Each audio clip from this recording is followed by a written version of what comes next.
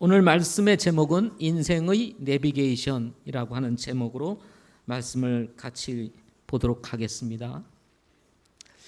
나는 나로 살기로 결심했다 라고 하는 책을 쓴 작가 김수현 씨가 이런 말을 남겼습니다. 그의 책에서 올바른 방향을 결정해야 비로소 속도가 의미가 있다. 물론 이런 얘기는 우리 주변에서 많이 들었을 것입니다. 속도보다 더 중요한 것은 방향이다. 물론 속도도 중요해요. 그렇지만 더 중요한 것은 방향이다. 김수현 씨는 올바른 방향을 결정해야 비로소 속도가 의미 있다. 이렇게 이야기를 했습니다. 정말 좋은 말입니다. 또 우리가 마음에 담아두어야 할 말이기도 합니다. 방향이 잘못되면 우리의 노력, 수고, 열심이 의미가 없어지기 때문에 그렇습니다. 사람은 누구나 후회 없는 인생을 살고 싶어 합니다. 그러나 문제는 후회 없이 사는 인생에 대해서 잘 모른다는 것입니다. 열심히만 산다고 되는 것도 아니고 돈을 많이 번다고 해서 후회 없는 인생이라고 말할 수 없기 때문에 그렇습니다. 그러면 어떻게 살아야 할까요? 이 질문은 단순하지만 대답은 참으로 어렵습니다. 그런데 이 어려운 대답, 또 이 단순한 질문이지만 대답하기 어려운 이 답을 우리는 성경에서 찾을 수 있습니다. 성경은 바로 우리의 인생의 내비게이션이기 때문에 그렇습니다. 왜 우리는 성경을 가까이 두어야 할까요?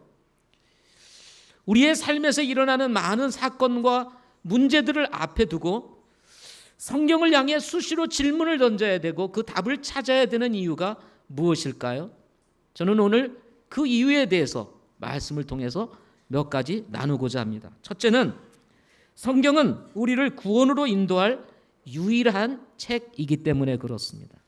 우리를 구원으로 인도할 유일한 책, 그것이 뭐라고요? 성경이기 때문에 그렇습니다. 오늘 본문 말씀에 보면 주의 율법은 완전하여 혼을 회심시키고 라고 말씀을 했습니다. 하나님의 말씀은 완전해서 우리의 영혼을 회심시킨다, 구원한다, 이런 말씀인 것입니다. 가장 완벽한 내비게이션이라고 한다면 정확한 목적지로 인도하는 내비게이션이어야 할 것입니다. 이것이 내비게이션의 존재의 이유이며 목적이기도 합니다. 마찬가지로 인생의 가장 중요한 목적이 뭘까요? 사람으로 살아감에 있어서 가장 중요한 목적이 뭘까요? 물론 사람들은 다양하게 그 목적에 대한 대답을 할 수 있을 것입니다. 그러나 성경에서는 그 하나가 가장 중요한 목적이 하나님을 만나는 것이라고 말을 합니다.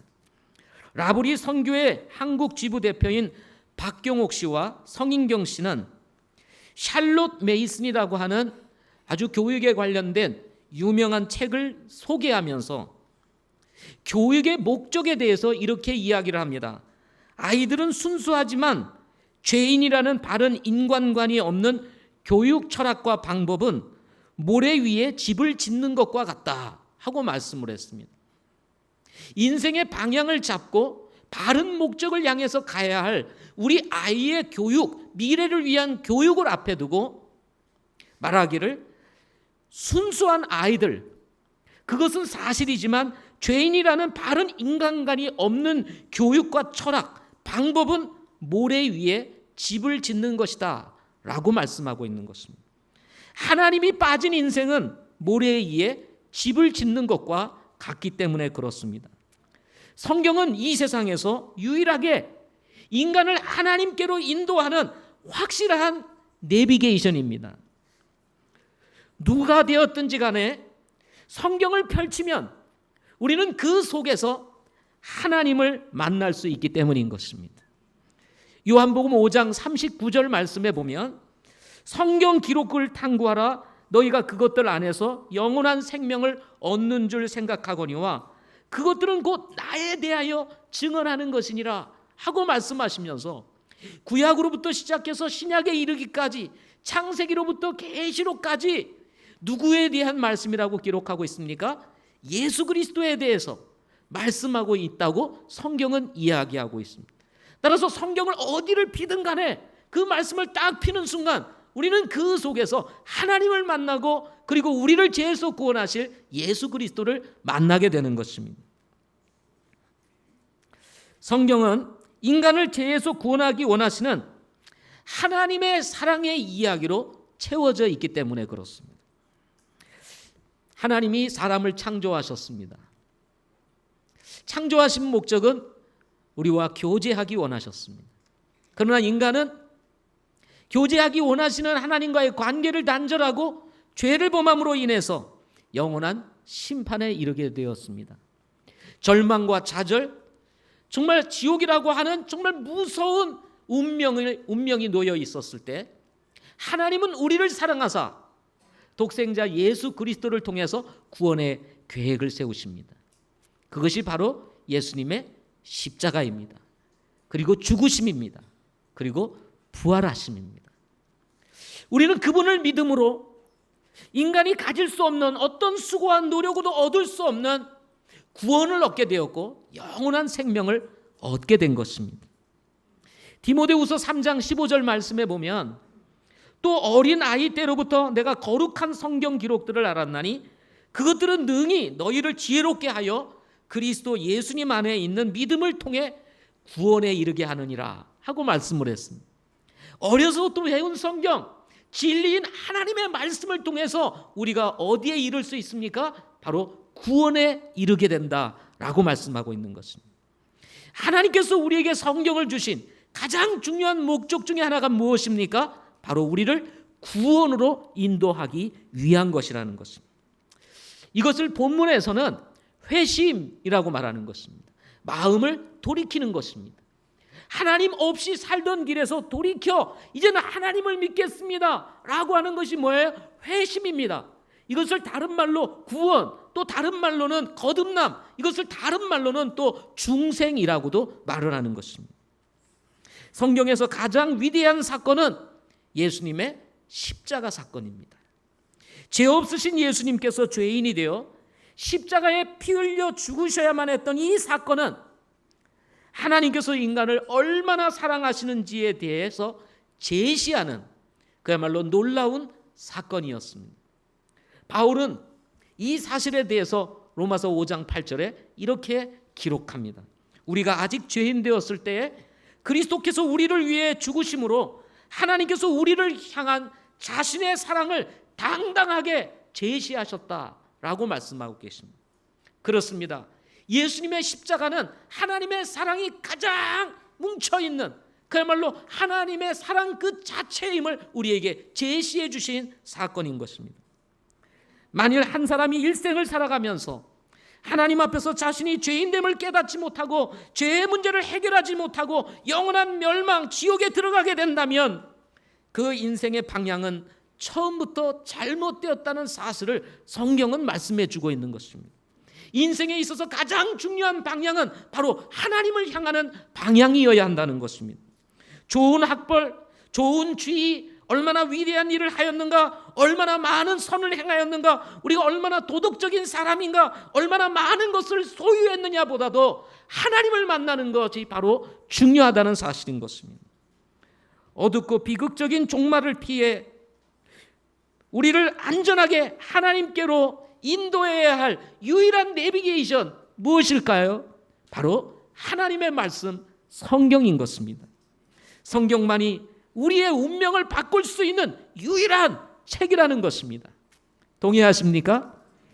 그렇다면 여러분, 오늘 목자대학 개강 및 졸업 예배인데요, 말씀을 피해서 사는 것이 아니라 말씀과 함께 정면으로 부딪혀서 하나님께서 우리에게 어떤 말씀을 하시는지를 듣고 행할 수 있는 우리 믿음의 성도들이 되시기를 바랍니다. 우리가 살다가 보면요, 어찌 그리 말씀을 피해서 잘 사는지요. 예. 제가 만약 시편 기자라면 그렇게 한번 시를 읊고 싶습니다. 하나님, 인생이 어찌 그리 주의 말씀을 잘 피하여 사나이까, 뭐 이렇게. 이런 요령에는 아주 우리가 도가 터 있습니다. 도가 터 있어. 하나님의 말씀대로 사는 것보다는 피하여 사는 것에 더 도가 터 있는 우리의 인생. 하나님 말씀 앞에서 우리가 회개하고 인생의 내비게이션 된 하나님의 말씀을 붙잡고 영혼들을 구원으로 인도할 뿐만 아니라 아직 구원받지 못한 영혼들이라면 예수님을 만나 구원받는 은혜가 이 성경을 통해서 있기를 바랍니다. 두 번째로는 성경은 인생을 지혜의 길로 안내하는 책이기 때문이라는 것입니다. 오늘 본문 말씀을 보게 되면 주의 증언은 확실하여 단순한 자를 지혜롭게 한다 하고 말씀하고 있습니다. 주의 증언은 확실하여 단순한 자를 지혜롭게 한다 하고 말씀하셨습니다. 삶에서 가장 어려운 때는 무엇인가를 결정해야 할 때입니다. 특별히 우리 청년들에게 있어서 배우자의 선택 문제는 참 힘든 문제일 것입니다. 쉬운 문제가 아닙니다. 그래서 하나님께서 사랑이라고 하는 것으로 콕 씌워가지고 뭐예요? 고민하지 아니하고 선택하도록 만드신 겁니다. 그렇지 않으면요, 사랑이 아니고서는 선택하기 너무 힘든 거예요. 그래서 사랑이라고 하는 감정을 싹 씌워서 빨리 선택하게 하신 것이죠. 직업을 선택하는 일, 어떤 사업을 선택하는 일, 또 무엇인가에 삶을 투자하는 일, 그리고 어떤 물건을 사는 일에 있어서까지 선택의 문제는 항상 우리에게 어려움의 문제입니다. 무엇을 먹을 것이냐를 두고도 선택하는 것 결코 쉽지 않습니다.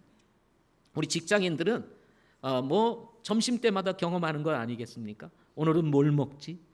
그죠? 오늘 뭘 먹지? 어디 가서 뭘 먹나? 저도 가끔 밖으로 나가서 이제 점심을 먹거나 저녁을 먹어야 할 때 참 음식점을 찾는다는 게 쉽지가 않습니다. 음식점이 없다는 얘기가 아니에요. 음식점은 참 많습니다. 근데 어느 것을 선택하느냐가 참 쉽지 않아요. 근데 이상하게도 찾다 보면은 뭔가 좀 뻔듯한 집보다는 이상한 집이 나올 때가 참 많습니다. 그래서 할 수 없이 때는 됐고 들어가게 됩니다. 야, 이거 뭔가 좀 제대로 나올까? 그랬는데요. 생각과 다르게 정말 음식이 맛있거나 그리고 정말 잘 나올 때는요, 항상 제가 하는 말이 있습니다. 야, 오늘은 탁월한 선택을 했다. 이런 말입니다. 탁월한 선택을 했다. 그런데 그렇지 않은 경우에는요, 먹는 내내 불편합니다. 야, 다시는 이 집에 들어오지 말아야지. 배는 고프고 어쩔 수 없이 먹기는 하지만 다시는 이 집은 올 때가 아니다. 이렇게 생각을 하면서 먹어요. 그러니 이게 얼마나 음식이 그렇겠어요. 교회도 그렇겠죠. 교회도 오늘 와서 말씀 들어보니 이 집에 와서는 다시는 먹지 말아야 되겠다. 이렇게 생각하시는 분들은 안 오실 겁니다. 문제는 어렵게 결정한 일들이 기대와 다를 때 그 황당함은 이루 말할 수가 없는 것입니다. 이때 필요한 것이 무엇일까요? 정말 어려운 것, 무엇을 선택하기가 참으로 어려운 우리의 삶의 여정 속에서 우리에게 진정으로 필요한 것이 무엇일까? 그것이 바로 지혜인 것입니다. 지혜. 지혜는 어디서 오는지 아세요? 검증된 지식에서 오는 것입니다. 지혜는 어디서 온다고요? 검증된 지식. 세상에는 지식이 참 많습니다. 그런데 검증되지 않은 지식도 있어요. 그 검증되지 않은 지식을 잘 듣고 쫓아갔다가는 망할 수 있는 것이 인생입니다. 그래서 반드시 지식은 지식이 돼. 어떤 지식이요? 검증된 지식이 되어야 돼요. 여러분, 하나님은 어떤 분이실까요? 그분은 완전하신 분이십니다. 그분은 우리를 설계하신 분이십니다. 그리고 우리를 만드신 분이십니다. 이 우주 만물을 완벽하게 조화롭게 창조하신 분, 살아계신 완전하신 하나님, 그분이 누굴까요? 우리가 믿는 하나님이신 것입니다. 아멘. 그분은 우리의 과거와 현재 그리고 미래를 아시는 분이십니다. 내비게이션이요, 보면요, 우리가 이제 참 차를 타고 갈 때 어떤 길이 막히고 어떤 길이 막히지 않은지 알려주잖아요. 그래서 빠른 길을 늘 내비게이션은 인공위성을 통해서 알려주고 우리는 그것을 쫓아 이제 운전을 하며 가게 됩니다. 그런데 저도 운전자이지만 종종 내비게이션에 나오는 미쓰리의 그 목소리를 듣지 않을 때가 있습니다. 이상하세요? 아니, 엉뚱한 데로 인도하는 거예요. 지금까지 한 번도 가보지 않은 길로 인도할 때가 있습니다. 일로 가면 막힐 텐데 왜 좋은 길 내비두고 엉뚱한 데로 인도하나? 그래서 제 생각과 경험을 쫓아 제가 원하는 길을 갈 때가 있습니다. 에라 모르겠다 그러면서 항상 여러분이 인생에 있어서 주의해야 될 것이 있습니다. 그게 뭔지 아세요? 에라 모르겠다 이겁니다. 네, 이거 주의하셔야 돼요. 근데 가끔 우리가 당황스럽거나 이거 뭔가 하기 어렵다고 생각되어질 때 우리가 쉽게 결정하는 게 뭐냐면 에라 모르겠다고 가는 거예요. 그때 문제가 생기게 되는 것입니다. 저는 그래서 낭패를 볼 때가 참 많았습니다. 그래서 늘 제가 우리 집사람하고 같이 가면서 하는 말이 있습니다. 오늘은 들어야지. 내비게이션의 말을 들어야지. 내가 내 길로 갔다가 또 낭패를 본다. 그러니 들어야지. 그러면서 늘 교훈의 말을 남깁니다. 아이고, 우리 성도들이, 예수 믿는 사람들이 내비게이션 말 듣는 것처럼만 잘 들으면 얼마나 믿음 생활 잘할까. 이게 우리가 가지는 교훈 아닙니까? 여러분도 마찬가지시죠? 근데 내비게이션의 말은 그렇게 잘 들으면서 하나님의 말씀은 잘 안 듣는다 이 말이죠. 피하는 데 도가 터 있는 오늘 우리 성도들 회개하시기를 바랍니다. 아멘도 안 하시고 잘 하신다 이 말이죠. 우리 성도들은 그런 분이 없기 때문입니다. 문제는 제가 문제예요. 제가 목사가 너무 피하는 데 도가 터 있어요. 하나님은요 편지하신 분이십니다. 어디나 계시는 분이십니다. 뿐만 아니라 그분은 과거와 현재와 미래를 아시는 분이십니다. 우리가 어디로 가야 하는지, 또 앞에 상황이 어떤지, 그리고 오늘은 어떤지, 그리고 과거는 어떠했는지를 전부 다 들여다보시면서 우리를 안내하시고 인도하시는 분이 누구시냐? 하나님이십니다. 그런 하나님께서 이 모든 우주 만물을 다 아시고 인생의 살을 다 아시는 하나님께서 확실한 증언들로 기록되어 있는 것이 뭐예요? 그게 성경인 것입니다. 따라서 이 성경은 우리의 상식, 그리고 이 세상의 철학, 그리고 이론, 그리고 과학의 모든 지식들을 초월하는 하나님의 살아있는 말씀인 것입니다. 다른 말로 얘기하면 검증된 말씀이라는 거예요. 우리 경험으로도 과학으로도 이해할 수 없는 하나님만이 아시는 검증된 지식으로 가득 차 있는 것이 뭐냐면 하나님의 말씀이라는 것입니다. 왜 우리가 하나님의 말씀에 순종하지 않습니까? 그것은 우리의 생각과 다르다고 생각하는 거예요. 이 길로 가면 잘못될 수 있는 가능성이 더 높아. 문제가 생길 가능성이 더 높아. 그래서 우리는 우리의 경험과 지식, 세상의 이론을 쫓아 피하여 갈 때가 있다는 것입니다. 그래서 낭패 보거든요. 제가 경험하듯이. 더 놀라운 것은요, 이 내비게이션이라고 하는 것은 항상 업그레이드가 필요합니다. 왜냐하면 도로가 새로 뚫리고요, 그리고 교통 체계가 또 바뀌게 되고요. 이렇게 되면 항상 업그레이드가 돼야 됩니다. 그런데 하나님의 말씀은요, 업그레이드가 필요가 없습니다. 모든 것을 아시는 하나님께서 이미 완벽하게 하나님의 말씀으로 기록되어 있기 때문에 그렇습니다. 그래서 하나님의 말씀은 부족함도 없고 오류가 없습니다. 여기는 어떤 거짓이 들어있지는 않습니다. 그래서 하나님의 말씀에 순종하게 되면 안 될 것 같아도 되는 것이 뭐냐면 하나님의 말씀인 것입니다. 심각한 고난과 위기 속에 빠졌던 욥은 그 고난 속에서 경험한 하나님을 두고 이렇게 이야기를 합니다. 욥기 23장 10절에서 그러나 내가 가는 길을 그분께서 아시나니 그분께서 나를 단련하신 뒤에는 내가 금같이 나오리라 하고 말씀하십니다. 우리의 인생의 길을 아시는 분이 누구세요? 납니까? 여러분인가요? 여러분의 길을 아세요? 모릅니다. 그러나 우리의 길을 아시는 분이 누구세요? 바로 나의 하나님이신 것입니다. 비록 때로는 고난의 과정이 있습니다. 어려움의 과정이 있어요. 그러나 그 고난의 과정, 어려움의 과정은 나를 단련시키고자 하시는 하나님의 계획 속에 이루어지고 오히려 그 단련 속에서 우리는 금같이 빛나는 사람으로 바뀌게 된다는 사실을 욥이 깨달은 것입니다. 그렇습니다. 당장의 어려움, 예수님을 위해서 당하는 어려움, 여러분이 하나님의 말씀에 순종함으로 인해서 당하는 어려운 것들, 그런 것이라 할지라도 그 어려움을 지나간 다음에는 금같이 빚어내시는 하나님의 놀라운 섭리를 깨닫게 되고, 그래서 하나님이 이런 길을 나에게 인도하셨구나 하는 것을 발견하게 되는 것입니다. 단순하다는 말은 좋은 말도 되지만 어리석다는 의미도 가지고 있습니다. 특별히 남자들은 단순합니다. 그래서 우리 여성들은 남자들을 두고 늘 속으로 생각할 거야. 아이고, 저렇게 단순해가지고. 이 말은 어리석다는 말입니다. 예. 그래서 별로 좋은 말이 아니에요.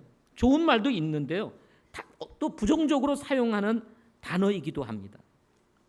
그렇게 이렇게 단순하고 어떻게 보면 어리석고, 그리고 어떤 것을 좀 깊이 생각하지 못하고 쉽게 판단하면서 문제를 가져다 줄 수 있는 실수가 많은 인생을 지혜롭게 만드는 것이 뭐라고요? 하나님의 말씀이라는 것입니다. 그래서 하나님의 말씀을 쫓아 행하게 되면 제가 가지는 확신 한 가지가 있습니다. 그것은 뭐냐면 실수하지 않는다는 것입니다.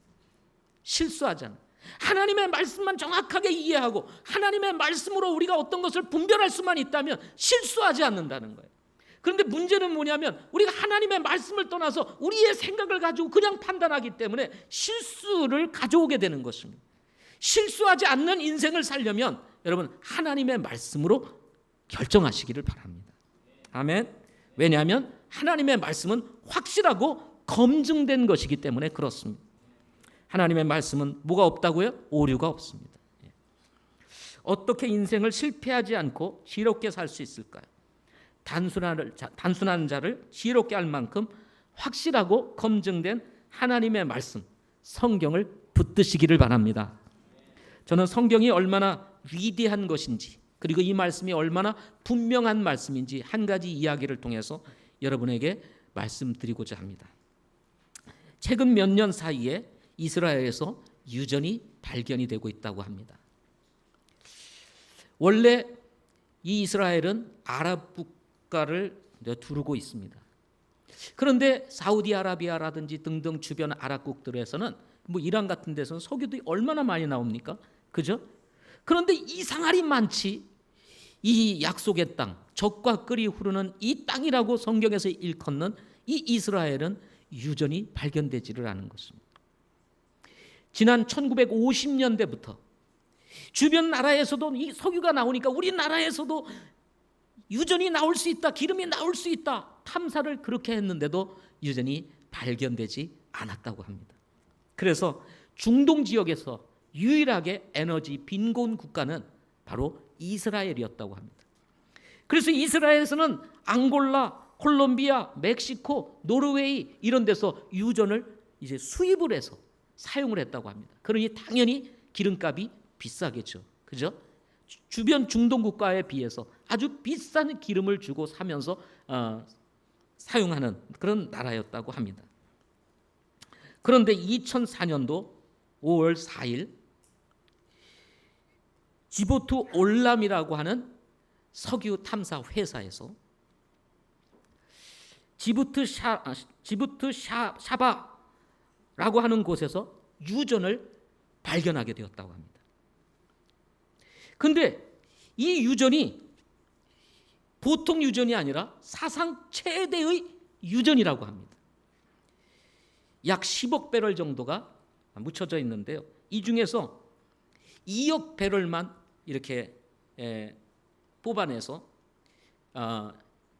사용을 해도 약 60조의 가치를 가지고 있는 그런 양이라고 합니다. 그런데다가 이 이스라엘 연안에 있는 지중해에서 레비아탄이라고 하는 가스전이 2004년도에 발견이 되었다고 합니다. 이 가스전은 처음에는 여기에 뭐 얼마나 묻혀 있겠나 그랬는데 이것을 계속 조사하는 과정 속에서 이것 또한 사상 최대의 그 가스전으로 발견이 됐다고 합니다. 최근 발견된 가스전 중에서 세계 두 번째로 많은 양의 가스전이라고 합니다. 그 가치가 약 1000조에 이른다고 합니다. 1000조. 이것은 그냥 무슨 루머가 아닙니다. 실제로 지금 이게 발견돼 가지고 지금 개발되어지고 있는 상황이고 그런 상황입니다. 여기에 셰팔라라고 하는 지역에 세일 석유가 발견이 되었다고 합니다. 이것 또한 세계 두 번째라고 합니다. 세펠라라고 하는 지역에 세일 석유가 발견이 됐는데 세계 두 번째로 양이 많은 이런 유전이 발견이 됐다고 합니다. 근데 이것이 여기에 끝나지 아니하고 삼손이라고 하는 곳과 아프로디테라는 곳과 여러분이 잘 아는 골란고원에까지 유전이 발견이 됐다는 소식이 전해지면서 지금 이스라엘은 흥분을 하고 있다고 합니다. 그동안 에너지 빈국으로 자리를 잡았던 이 이스라엘이 갑자기 에너지 부국으로 지금 세워지게 된 거예요. 그래서 지금 이스라엘 사람들은 굉장히 흥분하고 있다고 합니다. 그런데 이 석유를, 이 가스전을 발견한 배경이 주목된다는 것입니다. 그게 뭐냐면 지보트 올람 회사의 CEO 토비아 루스킨이라는 사람이 있었습니다. 이 사람은 유대인으로서 이 회사를 운영하면서 성경을 보다가 모세가 12지파에게 축복을 하는 내용에 주목을 하게 되었다고 합니다. 그 말씀이 신명기 33장 19절 말씀입니다. 신명기 33장 19절.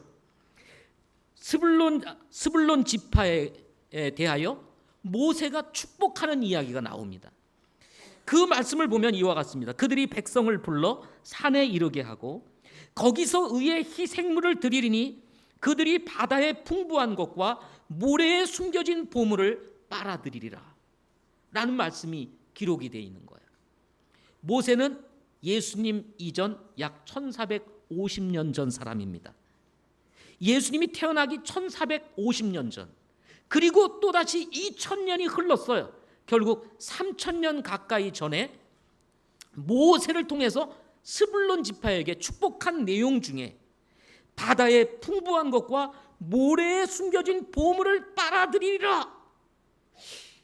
사막으로 둘러싸여 있는 이스라엘, 황량한 이스라엘 땅, 그곳에 그야말로 말 그대로 모래 아닙니까? 근데 모래에 숨겨진 보물, 바다의 풍부한 것, 바로 토비아 루스키는 이것을 유전과 가스 같은 것으로 여겼다고 합니다. 그래서 스불론 지파의 그 땅을 배분받았던 그 지역을 탐사를 하게 되었다는 것입니다. 그리고는 결국 어떻게 됐냐면 거기서 유전을 발견하게 되었고, 그리고 바다의 풍부한 곳에 이 말씀을 기억하고 바다를 탐사하는 가운데 바로 레비아탄 가스전, 타마르 가스전, 두 가스전이 발견되어지면서 지금 이스라엘은 흥분에 가득 차 있다고 얘기를 합니다. 신명기 33장 24절에는요 아셀 지파에 대한 축복이 기록되어 있습니다. 아셀 지파에 대한 축복은 이와 같습니다. 아셀의 과연은 그가 이르되 아셀은 자녀들로 복을 받으며 자기 형제들에게서 인정을 받고 자기 발을 기름에 담그리로다. 자기 발을 어떻게 해요? 기름에 담그리로다. 아니 사막에서 무슨 기름에 발을 담글까? 이 루스키는 이것을 유전으로 생각을 했던 것입니다. 그래서 아셀 지파가 땅을 분배받았던 북쪽 지역을 탐사하면서 그곳에서 바로 셰팔라 세일 석유라고 하는 것을 발견하게 되었다는 것입니다. 여러분, 하나님의 말씀이 놀랍지 않습니까? 3000년 전에 이미 하나님께서 지파들을 축복하면서 기록했던 말씀이 정말 놀랍게도 이렇게 성취되어지고 있다는 거예요. 하나님의 말씀은요 살았고 그리고 능력이 있는 것입니다. 그분의 증언은 확실하다 하고 말씀하고 있는 것입니다. 이 말씀을 쫓아 우리가 살게 되면 지혜를 얻게 되고 어리석은 자가 뭐예요? 지혜로운 자가 될 수 있다는 사실을 여러분 보여주고 있지 않습니까? 우리가 생각으로는 아닌 것 같이 보이고 상식적으로 이해가 되지 않냐고 지난 50년 동안 그렇게 찾고 찾아도 없었던 유전이 이렇게 발견되리라고 누가 생각했겠습니까? 하나님의 말씀은 확실한 것입니다. 그러므로 여러분 그냥 믿고 따라보시기 바랍니다. 이번에는 어리석은 단순함이 아니라 지혜로운 단순함으로 하나님의 말씀을 단순하게 믿고 쫓아가게 되면 반드시 하나님께서 놀라운 경험을 이루게 하신다는 것입니다. 마지막 세 번째로는 성경은 앞을 볼 수 있는 안목을 가지게 한다 하는 것입니다. 8절 말씀을 보십시오. 주의 법규들은 올바라서 마음을 기쁘게 하고 주의 명령은 순수하여 눈을 밝게 하는도다 하고 말씀을 했습니다. 눈을 밝게 하도다. 순수하여 눈을 밝게 하는도다 하고 말씀을 했습니다. 눈은 보는 역할을 하는 신체의 소중한 지체입니다. 눈이 어두우면 할 수 있는 것들이 많이 제한이 되게 됩니다. 저는 그렇게 눈이 나쁜 편은 아닙니다. 여러분이 지금 다 선명하게 제 눈에 들어오고 있습니다. 예. 그런데 가까이 있는 것은 좀 보기가 어렵습니다. 가까이. 아직은 제가 안경을 쓰지는 않습니다만은 이 성경을 보는 데 있어서도 컨디션이 좋으면 선명하게 보이고 컨디션이 좋지 않으면은 이게 참 어렵습니다. 그래서 어떤 때는 제가 이 강단에 서서 성경을 읽을 때 이게 르인지 는인지 을인지 잘 몰라가지고 이런 부분에 잘못 읽을 때가 있습니다. 그래서 지금도 고민을 합니다. 내가 안경을 써야 되나 말아야 되나. 안경을 쓰고 갑자기 나타나면 성도들이 놀라겠지 뭐 등등의 생각을 하면서 고민을 하고 있습니다. 솔직히. 그런데 어느 날 갑자기 제가 책을 볼 때 쓰는 안경이 사라졌어요. 이 안경은 돋보기입니다. 네, 돋보기를 제가 보고 책을 보는데 오늘 돋보기가 사라진 거예요. 제가 아무리 생각을 해도 엉뚱한 데 둔 것 같지 않은데 아무리 찾아도 이 안경이 없는 거예요.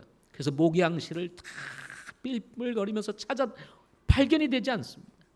안경이 없으니까 책을 못 보는 거예요. 책을 못 보니까 얼마나 답답해요. 예?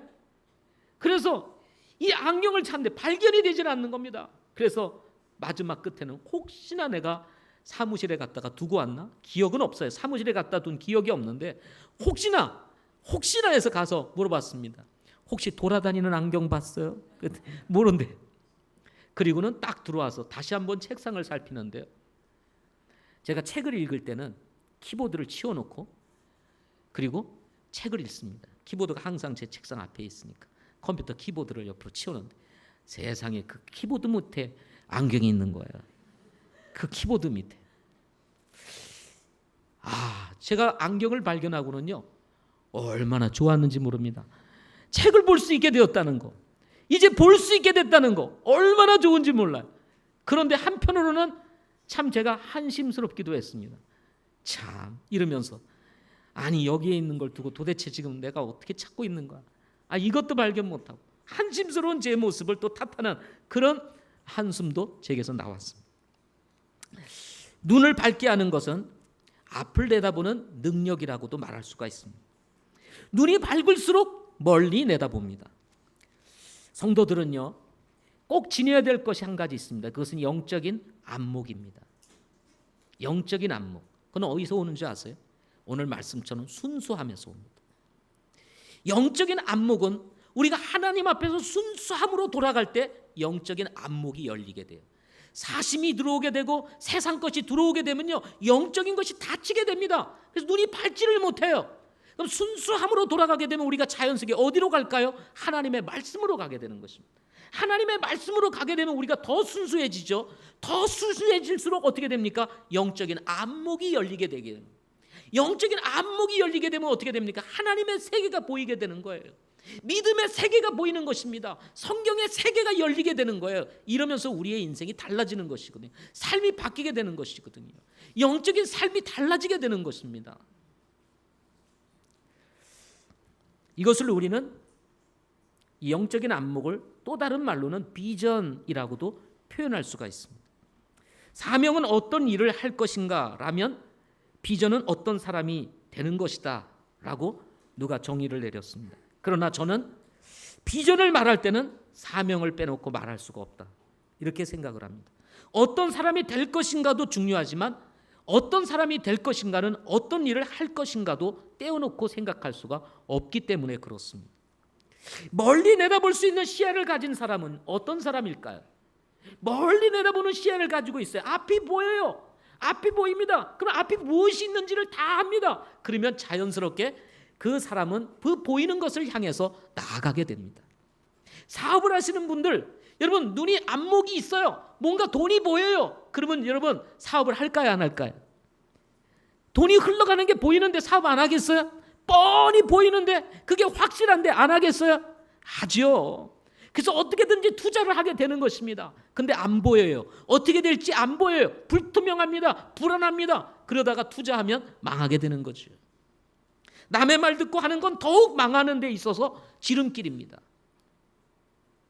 남의 말 듣고 사업하시지 마시기를 바랍니다. 멀리 내다볼 수 있는 시야를 가진 사람은 그래서 가만히 있지 않습니다. 무엇인가를 하게 되는 것입니다. 히브리서 11장 1절에 이런 말씀이 있습니다. 믿음은 바라는 것들의 실체요 보이지 않는 것들의 증거니. 믿음이 가지고 있는 능력 중에 하나가 뭐냐면 바라는 것들, 지금 이루어진 건 아니에요. 그러나 바라는 게 있어요. 그런데 그걸 실체를 보는 거예요. 실체. 그 바라는 것들의 실체를 보니까 어떻게 합니까? 그것을 향해서 달려가게 되는 거죠. 이것이 믿음이 가지고 있는 능력입니다. 여러분 하나님의 나라가 보입니까? 안 보입니까? 안 보이죠. 그런데 우리는 믿음의 눈으로 그걸 이미 보고 있는 것입니다. 그러니까 우리는 하나님의 나라를 향해서 가는 것입니다. 여러분 하나님 눈으로 보신 분 계세요? 안 계시죠? 그렇죠? 그럼에도 불구하고 우리가 믿는 이유가 뭡니까? 믿음의 눈으로 우리는 하나님을 보고 있기 때문에 그렇습니다. 구원이라는 것을 여러분 눈으로 볼 수 있습니까? 없습니까? 없지요. 그런데 문제는 뭡니까? 믿음으로 우리는 구원받았음을 믿는 것입니다. 이것이 사실임을 믿는 것입니다. 이것이 믿음이 가지고 있는 능력인 것입니다. 보이지 않는 것들의 증거다. 눈으로 볼 수 없어요. 사람들은, 일반적인 사람들은 눈으로 보이지 않는 것 절대 행하지 않습니다. 그런데 우리는 눈으로 보이지 않는 것을 믿고 행하거든요. 이것이 뭐냐면 믿는 사람과 믿지 않는 사람의 차이라고 할 수가 있는 것입니다. 성경은 남들이 볼 수 없는 것, 보게 하는 믿음의 능력을 가지게 한다 이 말이죠. 영적인 안목은 바로 이런 데서 나오는 것입니다. 믿음은 남들이 볼 수 없는 것을 보게 만들어요. 남들이 가지지 못한 것을 가지게 만드는 것이 뭐냐면 믿음인 것입니다. 그런데 이 믿음이 어디로부터 옵니까? 바로 하나님의 말씀으로부터 온다는 것입니다. 하나님의 말씀. 그리스도의 말씀으로 말미암았느니라. 뭐가요? 믿음이. 그래서 하나님의 말씀이 우리 속에 들어오면 들어올수록, 그리고 쌓이면 쌓일수록 우리의 믿음은 커지게 되고, 믿음에 커질수록 안목도 넓어지게 되고, 안목이 넓어지니까 뭐예요? 삶이 풍요로워질 수밖에 없게 되는 것입니다. 이것이 바로 성도들이 누릴 수 있는 축복인 것입니다. 우리가 목자대학을 개설하고 여러분들로 하여금 이 성경의 세계로 안내하고자 하는 이유는 성경을 통해서 얻을 수 있는 이 놀라운 유익들이 우리에게 펼쳐져 있기 때문에 그렇습니다. 이 세상에 사는 것도 중요하지만 이 세상에서 어떻게 사느냐 너무 중요하지 않습니까? 그 삶을 우리가 바르게 살 뿐만 아니라 후회 없는 인생을 살기 위해서 우리의 인생의 내비게이션인 하나님의 말씀을 알고 배우고 행하는 것은 무엇보다도 중요한 일이라는 것입니다. 저는 여러분에게 적극 추천합니다. 그리고 저는 이 추천한 일에 결코 후회하지 않을 것입니다. 왜냐하면 하나님의 말씀은 확실하기 때문에 그렇습니다. 그러므로 여러분 목자대학에 들어가시기를 바랍니다. 아멘. 그리고 목자대학을 졸업하신 분들은 성경을 펴시기 바랍니다. 나 이제 목자대학 끝났어. 그러니까 여러분 성경 덮어놓고 일주일 덮어놓고 살지 마시기 바랍니다. 성경을 덮어놓고 살죠. 아무 생각 없이. 그렇게 되다 보면 어려움이 생기게 되는 것입니다. 여러분 성경을 피시기 바랍니다. 그리고 성경의 세계로 들어가시기 바랍니다. 앞을 내다보는 안목과 그리고 지혜를 하나님께서 허락해 주실 뿐만 아니라 영혼을 구원할 뿐만 아니라 혹시 여러분들 가운데 아직 주님을 만나지 못한 분들이라면 성경의 세계로 들어오게 되면 영혼 구원의 놀라운 기쁨을 누리게 될 것이라는 것입니다. 당신의 인생의 역사를 새롭게 쓰는 놀라운 축복이 지금 여러분에게 열려 있는 것입니다. 그러므로 여러분 성경의 세계로 들어가시기를 바랍니다. 기도하겠습니다.